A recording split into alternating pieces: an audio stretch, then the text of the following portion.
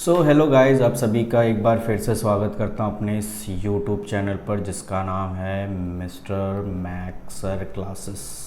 ठीक है, Maxar classes. तो इससे पहले हमने जो जो चीज़ें पढ़ रखी है वो मैं एक आपको बता दूं। इसी चैनल पर इसी प्लेलिस्ट में आपको चैप्टर 1 मिल जाएगा, आप देख सकते हैं। इसमें भी आपका थियोरिकल पार्ट है पूरा। चैप्टर 2 बेसिक ऑलरेडी मैंने अपलोड कर दी है, वो भी आपको मिल जाएगा।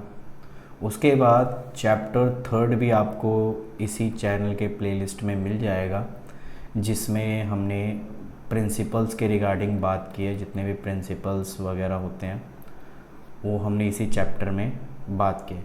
इसका मतलब ये है, आपको ये 3 चैप्टर तो हैं और प्लस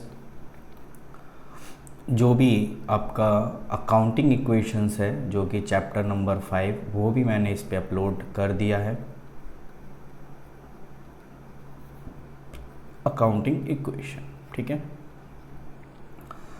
तो ये 5 प्रॉपर चैप्टर ऑलरेडी अपलोडेड हैं। नेक्स्ट चैप्टर जो मैं आज अपलोड करूँगा वो है चैप्टर 6, जो बताता है rules of debit and credit. ठीक है, डेबिट एंड क्रेडिट। ये चैप्टर जो है वेरी इंपॉर्टेंट है उन बच्चों के लिए जो आगे इस चैप्टर के रिगार्डिंग बात करेंगे। जैसे जर्नल एंट्री, जो बच्चे इस जर्नल एंट्री करना चाहेंगे तो याद रखना, जर्नल एंट्री वही कर सकता है जिसको रूल्स ऑफ डेबिट क्रेडिट आया था। उसके बाद जब हम अकाउंट की प्रिपरेशन करेंगे तो कहीं ना कहीं हमें इस रूल्स को फॉलो करना पड़ेगा। तो बिना रूल्स के आप कोई भी अकाउंट प्रिपेयर नहीं कर सकते। तो समझ लीजिए कि जो रूल्स है ये वेरी इंपॉर्टेंट है। अकाउंटिंग इक्वेशन में इस रूल्स की ज़रूरत नहीं थी, इसलिए ये चैप्टर पहले आ गया और रूल्स ऑफ डेबिट क्रेडिट को बाद में रखा गया। तो आज का जो ज्ञान है, आज का जो चैप्टर है, जो कि rules of debit credit chapter number 6 पे आधारित है। तो जो भी स्टूडेंट नए हैं जिनको अकाउंट्स के बारे में कुछ नहीं पता है, तो पहले तो वो अपनी बेसिक वाली जो वीडियो है उसे कंप्लीट कर लें। जैसे आप बेसिक समझ जाएंगे तो उसके बाद आप नॉर्मली अकाउंटिंग इक्वेशंस का जो है वीडियोस देख लीजिए। इससे आपके अकाउंटिंग इक्वेशन भी अच्छी खासी सुधर जाएगी। और नेक्स्ट आप रूल्स ऑफ डेबिट क्रेडिट जो है उसे भी आप ध्यान से कर सकते हैं। तो रूल्स ऑफ डेबिट क्रेडिट इसीलिए भी इम्पॉर्टेंट है। तो चलिए देखते हैं क्या है रूल्स ऑफ डेबिट क्रेडिट्स में। रूल्स को अगर हम पढ़े रखें तो हमें आपको कुछ बातें हैं उनको हमें ध्यान में रखना होगा। ठीक है, सबसे पहले हम बात करते हैं बुक कीपिंग, या हम कह दें बुक कीपिंग का मतलब क्या होता है। ये मैंने ऑलरेडी इस पे वीडियो बना रखी है। बुक कीपिंग का मतलब होता है रिकॉर्डिंग। ठीक है, और हमारी जो बुक है, अगर आप बुक देखोगे हमारी, तो उसमें है डबल, ठीक है, डबल एंट्री बुक कीपिंग। ठीक है ना। तो डबल एंट्री बुक कीपिंग का मतलब क्या हो गया यार, ये भी तो बात हमें समझ में आई। यानी जो हम बुक पढ़ रहे हैं तो हमें उसके बारे में भी तो नॉलेज होनी चाहिए ना। तो डबल एंट्री बुक कीपिंग, ठीक है। तो हमारी ये जो बुक है डबल एंट्री, जिसमें एक वर्ड है डबल, यानी किसी भी एंट्री के 2 इफ़ेक्ट पड़ेंगे। ठीक है, यानी कोई भी आप एंट्री करो उसके 2 इफ़ेक्ट पड़ेंगे। कैसे पड़ेंगे, अगर आप ऐसे देखिए, मैंने रेंट पे किया, तो देखो इसके 2 इफ़ेक्ट ये होंगे कि एक तो इफ़ेक्ट रेंट पे पड़ेगा जो मैंने रेंट पे किया है, और दूसरा मेरा कैश पे इफ़ेक्ट पड़ेगा। ठीक है, तो कहीं ना कहीं आप देखिए कि रेंट पे कर रहा हूँ तो ये तो खर्चा है, यानी एक्सपेंस है, और इस एक्सपेंस की पेमेंट मैंने किससे की है, कैश से की है। तो कहीं ना कहीं कैश पे भी इफेक्ट पड़ेगा क्योंकि कैश गया। तो हम जो भी एंट्री करते हैं उसके 2 इफेक्ट होते हैं, इसीलिए हम इसे डबल एंट्री बुक कीपिंग कहते हैं। तो अगर आप बुक कीपिंग का मतलब रिकॉर्डिंग है, तो इसका मतलब डबल एंट्री बुक कीपिंग का मतलब है कि हमें 2 जगह रिकॉर्डिंग करनी है। ठीक है, 2 side are recorded, 2 side are recorded. ठीक है, चलो इतनी तो चीज़ें समझ में आ गई। अब ये दो साइड कौन सी होती है? अकाउंट्स के लैंग्वेज में हम दो साइड को एक तरीके से जानते हैं। एक का नाम होता है डेबिट, DEBIT, डेबिट, जिसे शॉर्ट फॉर्म में हम DR बोलते हैं। ठीक है, और एक होता है आपका क्रेडिट, CREDIT, जिसे शॉर्ट फॉर्म में क्रेडिट बोलते हैं। ठीक है, तो अकाउंट्स के लैंग्वेज में डेबिट क्रेडिट जो होती है ये एक अकाउंट की साइड होती है। अगर आपसे पूछे कोई कि भाई बताइए डेबिट क्रेडिट क्या होता है, तो आप बताओगे कि सर जी ये अकाउंट्स की साइड होती है, कि हम जो भी टी शेप अकाउंट, चलिए एक उसको और थोड़ा सा मॉडिफाई करते हैं कि ये टी शेप अकाउंट की साइड होती है, टी शेप। ठीक है, ये जो टी है और जो कैपिटल वाला जो टी होता है ना, हम अल्फ़ाबेटिक वाला, वो टी शेप अकाउंट की साइड होती है। ये हो गया पूरा। तो अगर आपसे टीचर पूछता है डेबिट क्रेडिट क्या होता है, तो आप बता देना सर टी शेप अकाउंट की साइड होती है, या आप इसे सिंपल सा भी दिखाना चाहोगे कि सर ये अकाउंट की साइड होती है जिसमें आपका लेफ़्ट हैंड साइड जो है, लेफ़्ट साइड को हम डेबिट बोलते हैं और राइट साइड को हम क्रेडिट बोलते हैं। तो इसका मतलब क्या है कि रियल लाइफ में जो हम चीज़ कहते हैं ना कि ये चीज़ लेफ़्ट आनी चाहिए, ये चीज़ राइट होनी चाहिए, ठीक है ना, राइट साइड जाएगी या लेफ़्ट साइड जाएगी, तो वो तो रियल लाइफ होगी। अकाउंट्स में हम लेफ़्ट साइड को हम डेबिट बोलेंगे, ठीक है, लेफ़्ट साइड को डेबिट बोलेंगे एंड राइट साइड को, ठीक है, राइट साइड को हम क्रेडिट बोलेंगे। क्लियर है? तो समझ में आ गया क्या हमने समझा? डेबिट क्रेडिट क्या होती है? डेबिट क्रेडिट अकाउंट की साइड होती है जिसमें हम लेफ़्ट साइड को डेबिट बोलते हैं और क्रेडिट साइड यानी कि राइट साइड को बोलते हैं। ठीक है, चलिए मैं आपको एक बार टी शेप का मतलब ही समझा देता हूँ। आगे चल के जब भी आप एक अकाउंट बनाएंगे तो टी शेप अकाउंट्स के रिगार्डिंग ही बनाएंगे। टी शेप अकाउंट का मतलब है कि ये देखिए मैंने एक टी बनाया, टी कैसे बनता है? ऐसे ही बनता है, ये रहा। इसको थोड़ा सा मॉडिफाई कर देते हैं। मॉडिफाई का मतलब है, चलो इसको थोड़ा सा मॉडिफाई, इस टी को ही मॉडिफाई कर रहा हूँ। अभी भी टी है ना, टी के अंदर मैंने यहाँ पे एक कॉलम बना लिया और एक कॉलम यहाँ बना दिया। ठीक है, इसको क्लोज कर दिया। देखिए टी के अंदर ही है बात, सारा का सारा टी के अंदर ही है। ठीक है, इस कॉलम में लिख दिया पर्टिकुलर, यानी जो भी चीज़ें हुई है, ट्रांजैक्शंस हुई है। इस कॉलम में आ गया अमाउंट, फिर इस कॉलम में पर्टिकुलर और इस कॉलम में अमाउंट। तो जैसा कि मैंने कहा हमारा जो लेफ़्ट साइड होता है, लेफ़्ट हैंड है, यानी कि ये लेफ़्ट साइड हो गया डेबिट और ये जो आपका राइट साइड है ये आपका क्रेडिट। तो यहाँ से लेके ये वाला जो हिस्सा जितना है वो डेबिट के अंदर में आता है, यानी आपका लेफ़्ट हैंड साइड के अंदर में।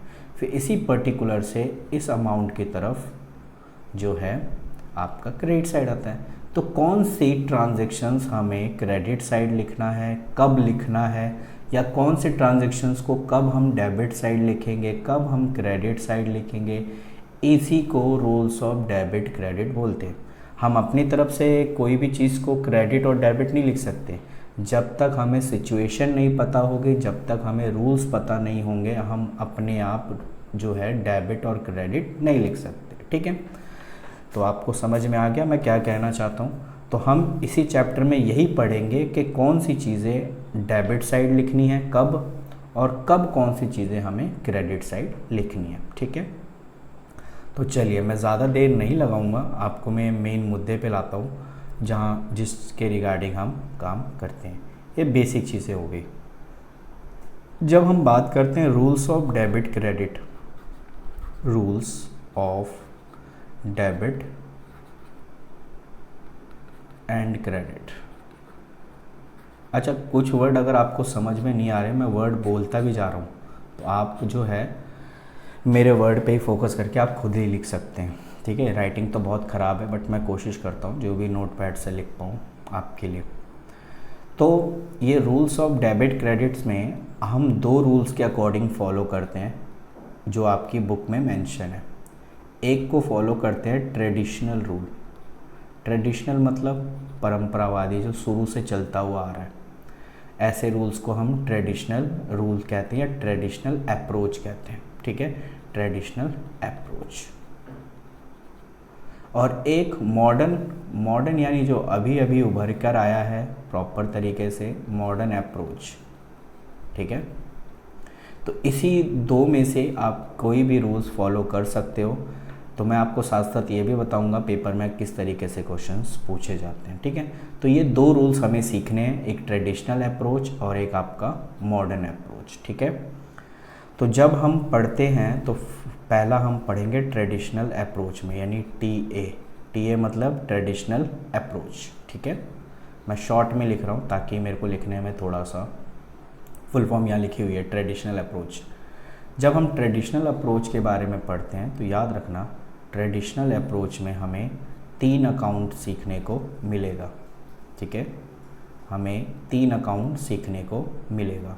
तो वो 3 अकाउंट कौन कौन से हैं एक बार हम देख लेते हैं।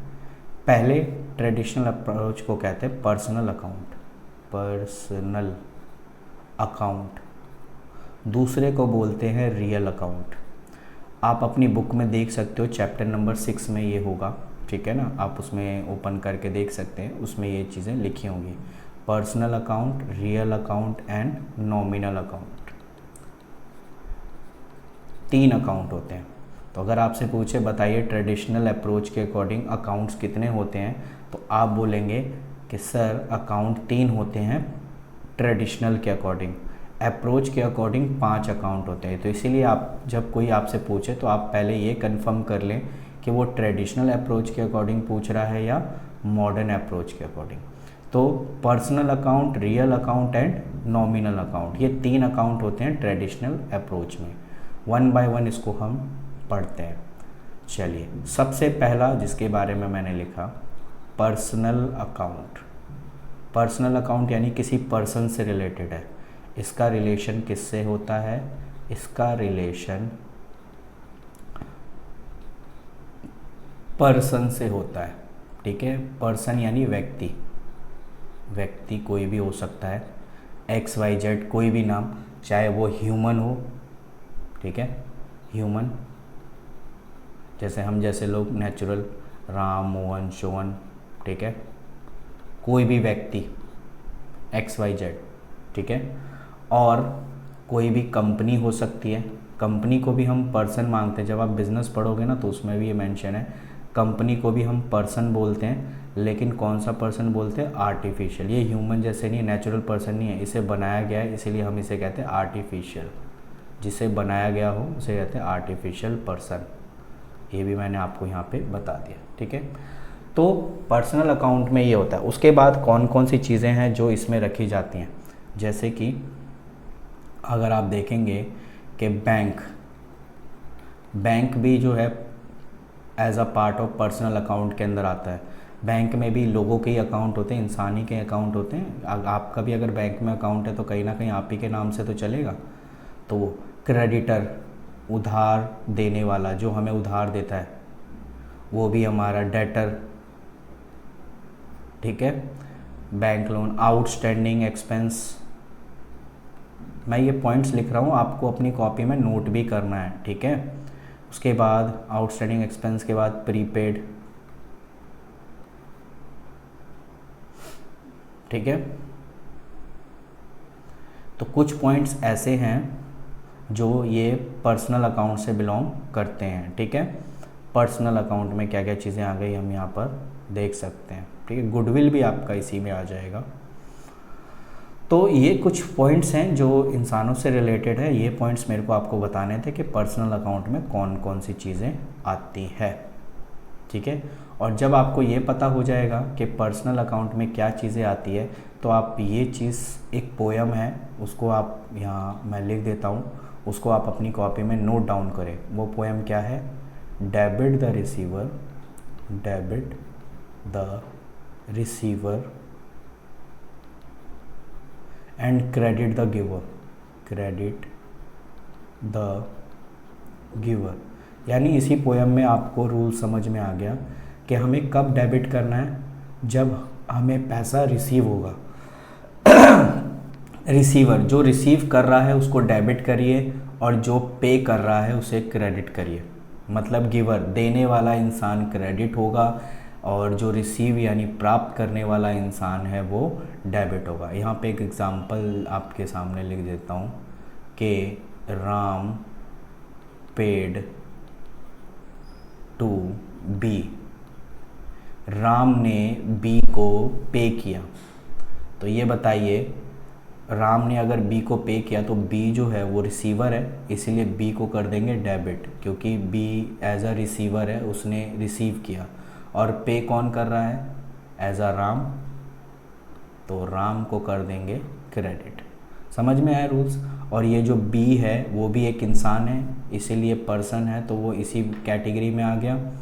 और राम भी एज अ पर्सन नेम है तो वो भी आपका इस कैटेगरी में। मतलब जो पर्सनल अकाउंट से बिलोंग करते हैं, जो पर्सनल अकाउंट में आते हैं, उसको हम इसी कैटेगरी में रखेंगे। और जो पर्सनल अकाउंट में नहीं आते उस पर ये रूल्स फॉलो नहीं हो सकता। पहली चीज़ मैं यहीं क्लियर कर देता हूँ, ठीक है। तो जैसे आपका पर्सनल अकाउंट ख़त्म हो जाता है, हम सेकंड अकाउंट के बारे में पढ़ेंगे जो कि है आपका रियल अकाउंट, ठीक है। रियल अकाउंट में सारे एसेट्स आ जाते हैं, ठीक है, लेकिन वो एसेट नहीं आएंगे जो पर्सनल अकाउंट में आ चुके हैं, क्योंकि उसमें डेटर था, बैंक था, ठीक है ना। तो वो चीज़ें यहाँ नहीं आएंगी क्योंकि वो ऑलरेडी पर्सनल अकाउंट में जा चुकी है। तो जितने भी एसेट अकाउंट हैं, चाहे वो करंट एसेट हो या फिक्स एसेट हो, या करंट एसेट हो या फिक्स एसेट हो, वो सारे रियल अकाउंट में आएंगे। तो जब आप ये पता कर लोगे कि कौन सी चीज़ें कौन से अकाउंट में आएंगे, तो फिर उसका रूल्स भी आपको पता होना चाहिए। तो उसमें रूल्स क्या है? रियल अकाउंट का रूल कहता है what come in debit, what's come in debit. Second इसी में ही व्हाट गोज आउट, ठीक है, what goes out credit. What's come in debit and what goes out credit. इसका मतलब अगर एसेट आया कहाँ? कंपनी में, ये कंपनी है। अगर कंपनी में एसेट आया यानी एसेट कम्स तो डेबिट कर देना। अगर कंपनी से एसेट गया गोज तो क्या कर देना? क्रेडिट, ठीक है। अब मैं यहाँ पे एक एग्ज़ाम्पल दे देता हूँ ताकि आपको ये समझ में आ जाए। एग्ज़ाम्पल में आप देख सकते हैं कि फर्नीचर परचेज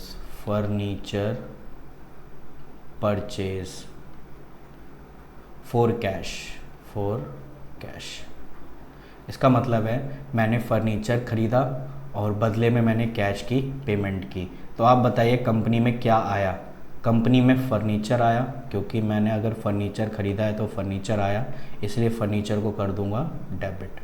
और बदले में क्या गया? क्योंकि पेमेंट कर रहा हूँ तो किस में कर रहा हूँ? कैश में, इसीलिए कैश गया, इसीलिए मैं इसको क्या कर दूंगा? क्रेडिट। तो आपने देखा, खुद ही पता कर लिया ना कब डेबिट करना है किसी चीज़ को, कब क्रेडिट करना है। तो ज़रूरी नहीं हर बार कैश क्रेडिट होगा, कैश डेबिट भी होगा, लेकिन कब डेबिट होगा वो अभी मैंने यहाँ पे बताया ना कि व्हाट कम इन डेबिट, यानी अगर कैश आता तो डेबिट करता, कैश यहाँ गया है तो गोज़ आउट यानी क्रेडिट, और अगर कैश आया तो डेबिट। इस तरीके से रूल्स। तो ज़रूरी नहीं है, आप सिचुएशंस के हिसाब से रूल्स पे चेंजेस कर सकते हैं, बस रूल्स आपको याद होने चाहिए। तो ये रियल अकाउंट के रूल्स थे जो अभी हमने पढ़े। Next, last not least, nominal. तो नॉमिनल अकाउंट, इस अकाउंट में क्या आता है? ऑल एक्सपेंस एंड गेन्स, जो भी आपका रेवेन्यू वगैरह, gains and incomes are consider, ठीक है। नॉमिनल अकाउंट में खर्चे और इनकम को दिखाया जाता है, ठीक है। तो नॉमिनल अकाउंट का रूल क्या कहता है, सारे खर्चे समझ में आते हैं ना। अगर आपने बेसिक की वीडियो नहीं देखी है तो पहले आप बेसिक देख लीजिए। जो भी खर्चे जैसे रेंट का हो गया, ठीक है, सैलरी हो गई, वेजेस हो गया, इलेक्ट्रिसिटी बिल हो गया, जो भी हम पेमेंट करें, फ्रेट यानी भाड़ा हो गया, ये जितने भी खर्चे हैं वो ऑल एक्सपेंसेस ये हमेशा डेबिट ही होंगे, ठीक है। तो इसका क्या मतलब है, अब इसमें रूल्स क्या कहते हैं, रूल्स कहता है all expense debit, all expense are debit, जितने भी खर्चे हैं सबको क्या करो, debit. And all income, all income and gains, इसी का उल्टा क्या हो जाएगा, क्रेडिट, ठीक है। चलिए बढ़िया, तो जितने भी खर्चे हैं सबको डेबिट करिए, जितने भी इनकम है गेन है उनको क्रेडिट करिए। आप कहोगे सर एग्जाम्पल भी इसी तरीके का एक दे दीजिए। मैंने कहा रेंट पेड, रेंट पेड, अभी बताओ रेंट पे किया है तो खर्चा है, और रेंट पे किया इसलिए रेंट अकाउंट क्या हो जाएगा, रेंट अकाउंट को कर देंगे डेबिट। क्यों, क्योंकि ऑल एक्सपेंस आर डेबिट, हमने यही पढ़ा था, ठीक है। ओके, एक क्रेडिट वाला भी ले लेते हैं। क्रेडिट वाला जैसे कमीशन रिसीव, कमीशन रिसीव, ठीक है। रिसीव मतलब प्राप्त होना, कमीशन मिला। अब कमीशन मिला इनकम है, मैंने अभी बताया था, तो एक क्या करेंगे, कमीशन रिसीव को, जो कमीशन रिसीव है उसको क्या कर देंगे, क्रेडिट। तो ये कुछ रूल्स थे ट्रेडिशनल के जो मैंने आपको बताए। तो जैसे ही आप ये ट्रेडिशनल रूल्स ख़त्म कर दोगे तो नेक्स्ट आपका आ जाता है मॉडर्न रूल। देखो चाहे ट्रेडिशनल रूल्स फॉलो करो या मॉडर्न रूल, दोनों रूल्स अपने में अच्छे हैं। तो मॉडर्न रूल थोड़ा सा इजी है, थोड़ा क्या बहुत इजी है मॉडर्न रूल। तो मॉडर्न रूल्स जो है वो तो बहुत इजी है, इसमें कुछ इतना लफड़ा करने की ज़रूरत भी नहीं है। मॉडर्न रूल्स के अकॉर्डिंग अगर हम रूल्स फॉलो करें तो इसके अकॉर्डिंग 5 अकाउंट होते हैं, asset, number 2 capital, number 3 liability. ये सारे अपनी कॉपी में लिखते हो ना यार, अगर आप कॉपी में नहीं लिखोगे ना कसम से आपको फिर कुछ समझ नहीं आएगा, ये मेरी बातें सिर्फ ऐसी है। तो asset, capital, liability, 4th is expense, expense खर्चे, and 5th is revenue, revenue. तो ये 5 अकाउंट होते हैं, ठीक है, ये 5 अकाउंट है। तो देखा आपने ट्रेडिशनल रूल के अकॉर्डिंग 3 अकाउंट होते हैं एंड मॉडर्न रूल के अकॉर्डिंग 5 अकाउंट होते हैं। अब इन 5 अकाउंट के रूल्स के बारे में भी पता कर ही लेते हैं साथ साथ। तो चलिए इसके रूल्स के बारे में हम एक बार देख लेते हैं। तो रूल्स में क्या लिखा है, सबसे पहले बात करते हैं एसेट के बारे में। एसेट का अगर हम रूल्स देखें तो एसेट का रूल सिंपल सा है, अगर एसेट इंक्रीज़ होगा, इंक्रीज़ यानी INC इंक्रीज़, और या अगर एसेट डिक्रीज़ होगा, तो अगर एसेट इंक्रीज़ होता है तो डेबिट करना होता है, और अगर एसेट डिक्रीज़ हो रहा है, घट रहा है, तो उसे क्रेडिट करना होगा। रूल्स नंबर 1 कंप्लीट, देखा बहुत इजी है। नंबर 2 कैपिटल के लिए बात कर लेते हैं। कैपिटल का रूल क्या कहता है, देखिए कैपिटल में अगर इंक्रीज़ होगा या तो डिक्रीज़ होगा, 2 ही ऑप्शन है।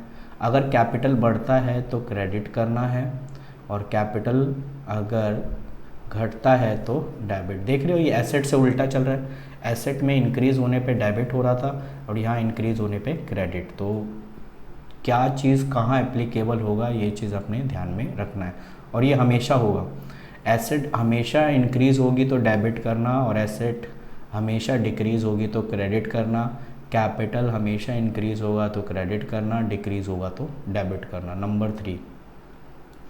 नंबर 3 में आपका आ जाता है asset capital, number is liability.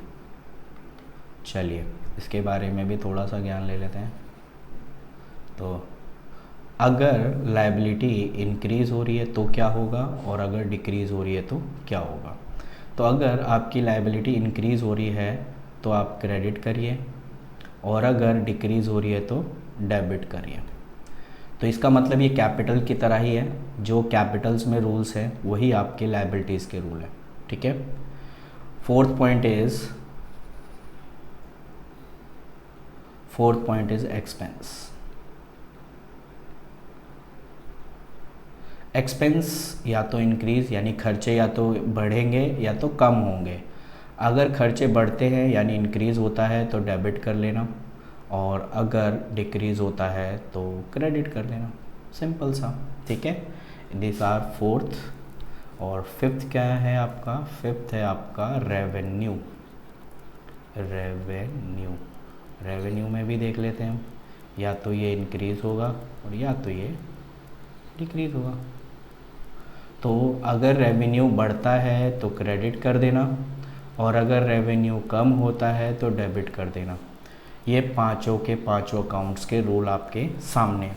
तो इससे एक चीज़ समझ में आई कि अगर आप एसेट का रूल फॉलो करते हो तो वही सेम रूल खर्चे के लिए भी है, ठीक है, कि एक्सपेंस का जो रूल होता है वही आपका खर्चों का रूल होता है। और अगर आपने कैपिटल का रूल पढ़ा है तो वही कैपिटल का रूल बराबर होगा लायबिलिटी के रूल्स के बराबर, और वही आपका रेवेन्यू के रूल्स के बराबर। तो इससे ये समझ में आया कि अगर मेरे को कैपिटल का रूल याद है तो वही सेम लायबिलिटी और रेवेन्यू के लिए भी है, और अगर मेरे को एसेट का रूल याद है तो एक्सपेंस के लिए भी है। तो ये रूल्स यही बताते हैं कि हमें कब कौन से अकाउंट को डेबिट करना है और ये कब हमें कौन से अकाउंट को क्रेडिट करना है। तो ये बेसिक चीज़ें थी जिनको हमें समझना बहुत ज़रूरी है, इसके बाद ही आप आगे की चीज़ें कर सकते हो, ठीक है। तो इसीलिए आपको जो है ये सारी चीज़ें समझनी पड़ेंगी। पेपर में आपसे ट्रेडिशनल रूल्स के वो जो 3 पॉइंट्स मैंने बताए थे ना, debit the receiver, credit the giver, second what's come in debit, what goes out credit, and third बताया था जो मैंने आपको वो नॉमिनल एक्सपेंस के रिगार्डिंग कि all expenses are debit and all income and gains are credit. तो ये 3 रूल्स पेपर में पूछता है। राइट द गोल्ड, इसे गोल्डन रूल भी कहते हैं, गोल्डन रूल याद रखना। अगर आपसे गोल्डन रूल बोले तो आपसे ट्रेडिशनल रूल्स के बारे में पूछ रहा है, ठीक है। तो ये भी आपको याद रखना ज़रूरी है। तो ये बेसिक चीज़ें थी जो आपके लिए समझनी बहुत ज़रूरी थी। आई होप आपको ये चीज़ें क्लियर हो गई होंगी। तो बेसिक क्लियर हुआ आपका, और इसी के साथ टाइमिंग भी हो चुका है और चैप्टर भी ये फिनिश है। तो आपको जो भी बेसिक चीज़ रिलेटेड में कोई भी दिक्कत आती है तो बेशक आप जो है कमेंट सेक्शन में कमेंट कर सकते हो। मैं रेडी रहूँगा इसके रिगार्डिंग कि आपको ज़्यादा से ज़्यादा अंडरस्टैंडिंग कर सकें। तो एक बार रिकैप कर लेते हैं कि हमने क्या क्या पढ़ा। हमने पढ़ा कि हमने क्या क्या चीज़ें आपको जो है मैंने बता दिया है कि हमारे प्लेलिस्ट में मिल जाएंगी, आपको इधर उधर ढूंढने की ज़रूरत नहीं है। फिर रूल्स ऑफ डेबिट क्रेडिट में फिर हमने ये पढ़ा कि हमारे पास साइड का मतलब क्या होता है, ये अकाउंट्स की साइडें होती है। फिर मैंने आपको बताया कि किस तरीके से साइड हम शो करते हैं, इधर डेबिट और इधर क्रेडिट, ठीक है। फिर मैंने आपको बताया कि आपका नेक्स्ट जो है आप rules of debit credit follow करते हो तो ट्रेडिशनल एंड मॉडर्न अप्रोच के रिगार्डिंग कैसे फॉलो करेंगे। उसके बाद आपका ये पर्सनल रूल के अकॉर्डिंग जो वैल्यूज़ थी वो बताई मैंने। उसके बाद रियल्स के अकॉर्डिंग, नॉमिनल के अकॉर्डिंग जो थी वो बताया। फिर मैंने मॉडर्न रूल्स के रिगार्डिंग बताया कि 5 अकाउंट होते हैं। उसके बाद आपने ये रूल्स लिखे और नेक्स्ट आपको ये सारी चीज़ें क्लियर हो गई। तो ये पॉइंट से आपको देख लो आधे घंटे में आपका जो है रूल्स ऑफ डेबिट क्रेडिट ख़त्म हो गया, ठीक है। इसी के भी पे आप सारे क्वेश्चंस कर सकते हो, ठीक है। तो मिलते हैं आपसे अगली क्लास में कुछ नए टॉपिक के साथ, ताकि हम जो है आगे भी पॉइंट्स को करते हैं। मिलते हैं, थैंक यू। और हाँ, नए बंदे हो तो यार चैनल को सब्सक्राइब करना तो ना भूले यार, चैनल सब्सक्राइब कर दिया करो, अच्छा लगता है हमें भी। चलिए।